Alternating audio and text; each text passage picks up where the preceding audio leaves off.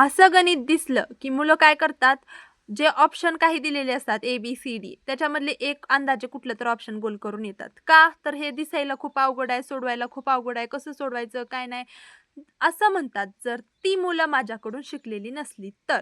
तर बघा, हे गणितं, अशी गणितं आपण या अगोदर पण खूप सोडवलेली आहेत आणि खूप सोपी आहेत ही गणितं सोडवायला. जर तुम्हाला BODMASचा नियम माहीत असेल, BODMAS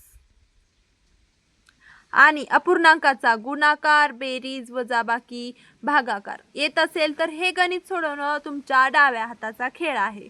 बरं बघा, चला आपण स्टेप बाय स्टेप हे गणित सोडूया, म्हणजे तुम्हालाही कळेल की अशी गणितं कशी सोडवायची.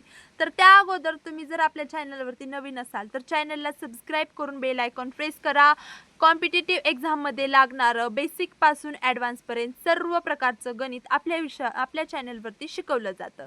तर त्याचा नक्की फायदा घ्या. तर बघा, आता आपला BODMASचा नियम काय म्हणतो? आपल्या BODMASचा नियमचं खरं नाव BODMAS आहे. म्हणजे काय? पहिल्यांदा आपला जो कंस आहे तो आपल्याला सोडवायचा आहे आणि नंतर आपल्याला कंसाबाहेरचं सोडवायचं आहे. आणि अजून आपला BODMASचा नियम काय सांगतो? पहिल्यांदा भागाकार, गुणाकार करा आणि नंतर बेरीज, वजाबाकी करा. तर पहिल्यांदा गुणाकार की भागाकार? जर आपण इथून इकडं जेव्हा जातो तर पहिल्यांदा भागाकार येत असेल भागाकार करा, गुणाकार येत असेल पहिल्यांदा तर गुणाकार करा आणि नंतर बेरीज, वजाबाकी करा. तर पहिल्यांदा वजाबाकी आली, वजाबाकी करा, पहिल्यांदा बेरीज आली, बेरीज करा. तर असा आपल्याला BODMAS नियम सांगतो. तर पहिल्यांदा गुणाकार, भागाकार करून नंतर बेरीज, वजाबाकी आपल्याला करायचे. तर बघा, स्टेप बाय स्टेप एकदम हळूहळू आपण हे गणित सोडवणार आहोत, म्हणजे तुम्हाला एकदम छान तुमच्या डोक्यामध्ये हे बसणार आहे. तर बघा, BODMASचा नियम सांगतो की पहिल्यांदा आपल्याला कंस सोडवून घ्यायचा आहे. मग आपण कंस सोडवून घेऊया. हे 25 डिवाइड हा कंस आहे आपला. तर आपण हे कसं सोडवतो?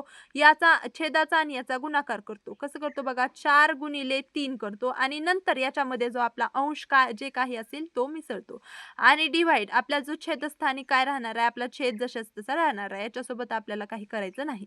तर डबल याचा आणि याचा गुणाकार 5 गुणिले 4 आणि आपल्याला याच्यामध्ये 1 मिसळायचा आहे आणि आपला जो छेद आहे जशाच तसा राहणार आहे. नंतर अधिक आहे 8 गुणिले 4 होणार आहे इथं आणि आपला जो अंश आहे तो याच्यामध्ये अधिक करायचा आणि आपला छेद आहे जो जसाच तसा राहणार आहे आणि हा आपला कंस बंद. आता हे सोडवणं तुम्हाला खूप सोपं वाटत असेल तर याला काय म्हणतात? तर याला पूर्णांक अपूर्णांक म्हणतात. आपण अपूर्णांक या धड्यामध्ये हा अपूर्णांक शिकलेला आहे. तर बघा, 4 त्रिक 12 अधिक 1 13 छेद 4 वजा 5 चौक 20 अधिक 1 21 छेद 4 अधिक 8 1 8 8 2 16 अतिरिक्त 24 8 चौक 32 अधिक 1 33 छेद 4. तर आता आपल्या सॉरी, इथं डिवाइड आहे, मी बरोबर लिहिलं, सॉरी सॉरी सॉरी 25 डिवाइड. आता हे जे आपलं सॉरी, तर बघा, आपला जो छेद आहे तो समान आहे 4 4 4. मग इथं काय होणार आहे? सरळ सरळ आपल्याला इथं तिरकस गुणाकार न करता बेरीज, वजाबाकी जे काही आहे ते करायचं आहे आणि आपला जो छेद आहे तो जशाचा तसा राहणार आहे. जर इथं छेद समान नसेल तर आपल्याला मग तिरकस गुणाकार करून बेरीज, वजाबाकी करावी लागते. मग आता इथं 13 आहे, इथं वजाबाकी आहे, अधिक 13 आणि वजा 21 ची जी काही वजाबाकी येणार आहे ती येणार आहे वजामध्ये, कारण 21 मोठा आहे आणि इथं आपण वजाबाकीमध्ये मोठ्या संख्येचं चिन्ह देत असतो. तर 13 वजा 21 येणार आहे इथं 8 अधिक इथं 33 डिवाइड 4. तर आता 33 मधून आपल्याला 8 मायनस करायचे. तर 33 मधून 8 मायनस केल्यानंतर इथं येणार आहे 25 डिवाइड 4. ठीक आहे. आता आपल्याला काय करायचंय? तर बघा, आता खाली आपल्याला जागा राहिलेली नाहीये. तर इथं आहे 25 आणि याचा छेद काहीच नाही, म्हणजे इथं छेद काय राहणार आहे 1. आणि आता हे जे भागाकार आहे, तर आपण जेव्हा अपूर्णांकाचा भागाकार करतो तेव्हा पहिला अपूर्णांक जशाच तसा ठेवतो आणि दुसरा आहे तो गुणाकार व्यस्तात नेतो. म्हणजे इथं गुणाकार करतो आणि हे 4 वरी जातं आणि हे जे 25 आहे ते खाली येतं आणि गुणाकार अपूर्णांकाचा कसा करतो आपण? अंशाचा गुणाकार अंशाला, म्हणजे इथं 25 चोक 100 आणि इथं डिवाइड 25 आणि 25 एका 25 25 चोक 100, म्हणजे इथं फायनल आन्सर काय आलं आपलं? 4. इथं आपलं उत्तर काय आलेलं आहे? 4. तर बघू शकता किती सोपं होतं हे गणित. खूप म्हणजे खूप सोपं होतं. जर तुम्हाला तुम्ही जर अपूर्णांक धडा माझ्याकडून शिकला असेल आणि बॉडमास हे दोन्ही आपण शिकलेले आहेत धडे.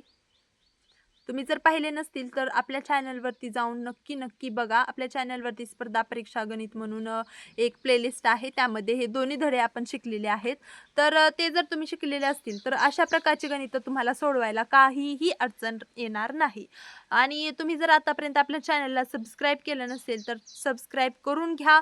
म्हणजे इथून पुढची माझी सर्व व्हिडिओज तुमच्यापर्यंत पोहोचतील. आणि याचं जे काही उत्तर आहे ते तुम्ही मला कमेंटमध्ये सांगायचं आहे. आणि जर तुम्हाला येत नसेल तर आपण पुढच्या व्हिडिओमध्ये हे गणित घेणार आहोत. तर त्यासाठी आपल्या चॅनलला सबस्क्राईब करून ठेवा. म्हणजे मी जेव्हा पण ह्या गणितावरती व्हिडिओ बनवेल पूर्ण आपण वरचं गणित जसं स्टेप बाय स्टेप सोडवलं तसंच आपण हे सुद्धा गणित सोडवणार आहोत. तर त्यासाठी चॅनलला सबस्क्राईब करून ठेवा आणि ह्या व्हिडिओला लाईक करायला विसरू नका. भेटूया पुढच्या व्हिडिओमध्ये. धन्यवाद.